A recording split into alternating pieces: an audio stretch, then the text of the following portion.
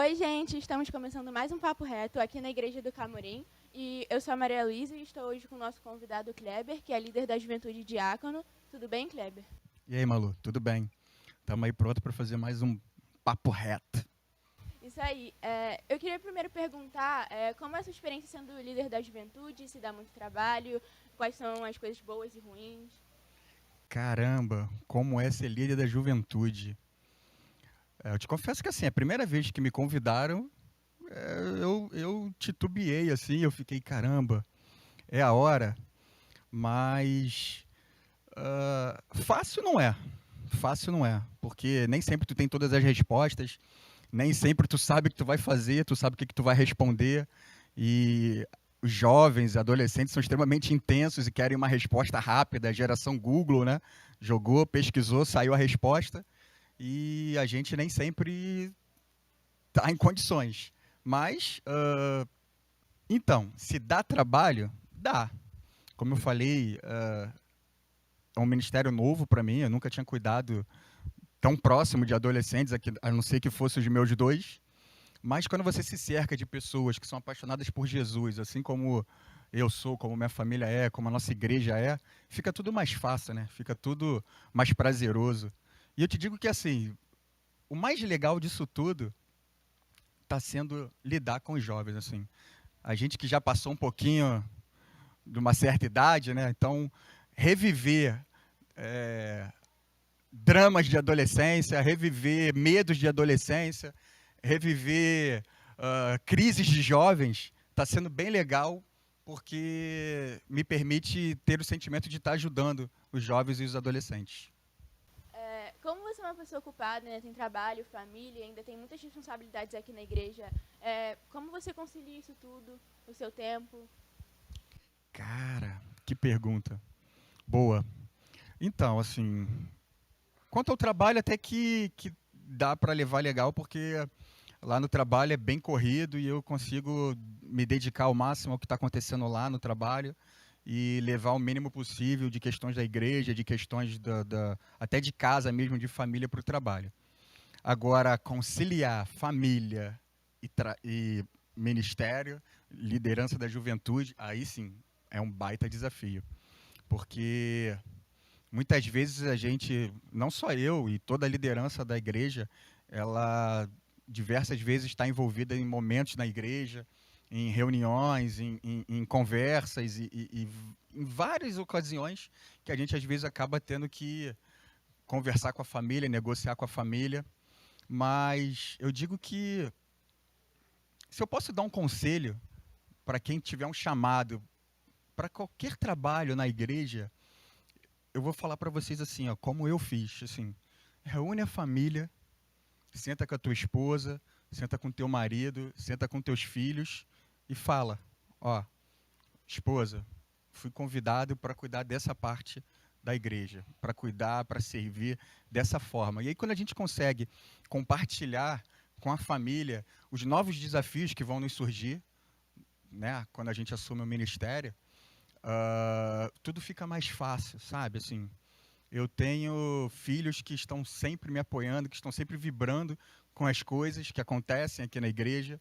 E eu tenho uma esposa que é uma tremenda ajudadora, que sem ela não ia conseguir caminhar na presença de Jesus, assim.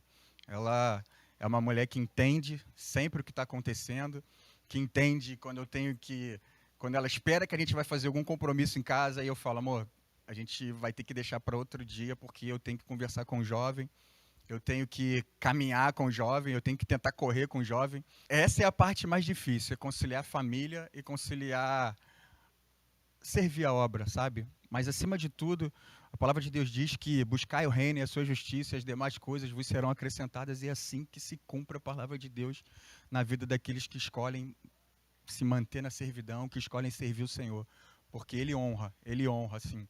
Eu posso dizer, e aqui eu até dou um testemunho, que assim, a minha relação com a minha esposa e com meus filhos melhorou muito, muito, muito, e a cada dia melhora mais e mais quando eu desejo servir e servir mais e servir mais.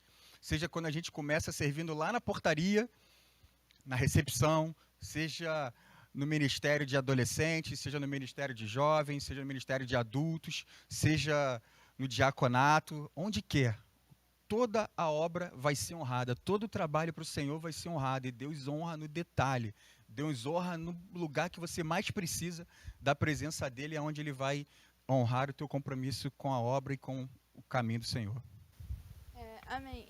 Para fazer a última pergunta aqui, qual dos seus cargos na igreja, qual das suas responsabilidades aqui na igreja você acha mais difícil? Ah, caramba! Vamos falar aqui do meu maior desafio como líder da juventude. Pô, eu vou te dizer que assim, Malu, o Ministério da Juventude ele é dividido em Ministério Adolescente, Ministérios de Jovens, Ministérios de Jovens Adultos, mas mesmo assim ainda tem diversos outros ministérios dentro da igreja. E se eu for falar assim, qual é o meu maior desafio cuidando da juventude, é administrar conflitos, sabe? Assim, é um que quer uma blusa preta, outro quer uma blusa branca, é um que quer cantar uma música, outro que quer cantar outra música, é um que quer fazer um banner de um jeito, outro quer fazer o banner de outro.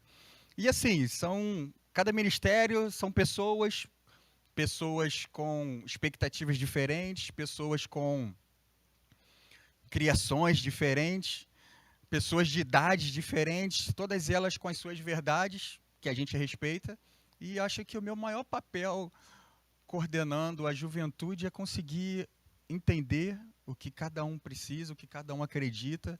Lógico, todos aqui confiamos no Senhor, sabemos que o Senhor é o Deus da nossa vida, o Deus da nossa salvação, mas todos eles têm as suas expectativas individuais, sabe? Têm as suas paixões pelos seus ministérios, e é nisso que eu tento ajudar a fazer um entender um pouco melhor o outro, um entender o lado do outro, e a gente conseguir fazer com que esse corpo de Cristo, que é a igreja, funcione perfeitamente. Eu, às vezes, assim, eu digo que não é fácil. Eu paro para pensar, eu falo, caramba, tá difícil. Mas aí eu lembro do nosso pastor, e isso nos ajuda muito mais a entender, às vezes, a forma como o nosso pastor cuida da gente, que às vezes a gente acha que ele é duro, às vezes a gente acha que ele é detalhista, mas assim, é dessa forma, se eu vivo um pouquinho com o público que eu lido, eu fico imaginando ele que vive isso com a igreja inteira. Então, pastor, muito obrigado por ser o nosso pastor, muito obrigado por estar cuidando da nossa igreja, e Deus te abençoe e te capacite cada vez mais. Bom, para terminar, deixa um versículo aí pra gente. Caramba, um versículo? Eu vou trazer para a gente Tiago 5,16, né, que diz: confessai-vos uns aos outros, orai um pelos outros, pois a oração de um justo pode muito em seus efeitos, né? Eu sempre que sou procurado para dar uma opinião, para falar um pouco do que eu penso de determinado fato, de determinada atividade, de determinada decisão, a primeira coisa que eu falo para todo mundo é: você já orou?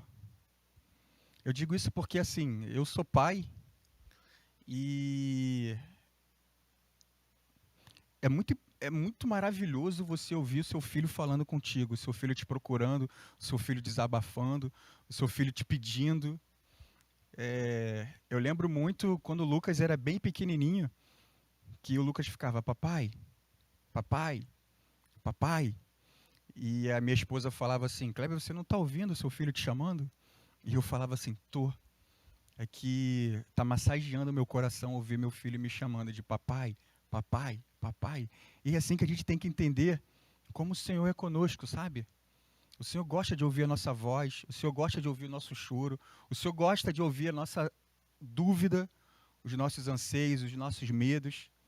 Então, assim, vamos orar mais, vamos confiar mais no Senhor, vamos colocar todas as nossas decisões. Não é fácil, tem dias que a gente se atropela, tem dias que a gente passa por cima, mas se a gente conseguir cada vez mais colocar todas as nossas decisões diante do Senhor, eu tenho certeza que o Espírito Santo, enviado por Ele, vai nos capacitar a tomar as melhores decisões e ser pessoas melhores, seja na nossa igreja, seja na nossa casa, seja no nosso trabalho, na nossa escola, no meio dos nossos amigos. Eu acho que a oração é o segredo para a gente ser pessoas melhores, porque quando a gente fala com o nosso Pai, a resposta vem. E aí eu queria encerrar perguntando, você já orou hoje? Bom, muito obrigado, Kleber. Gente, esse foi o final do vídeo. Que vocês possam estar se inscrevendo no canal, deixem o like, ativem o sininho também para continuar recebendo notificação do canal. Continue acompanhando o canal da igreja. E é isso, gente. Tchau. Uhul! Fechou!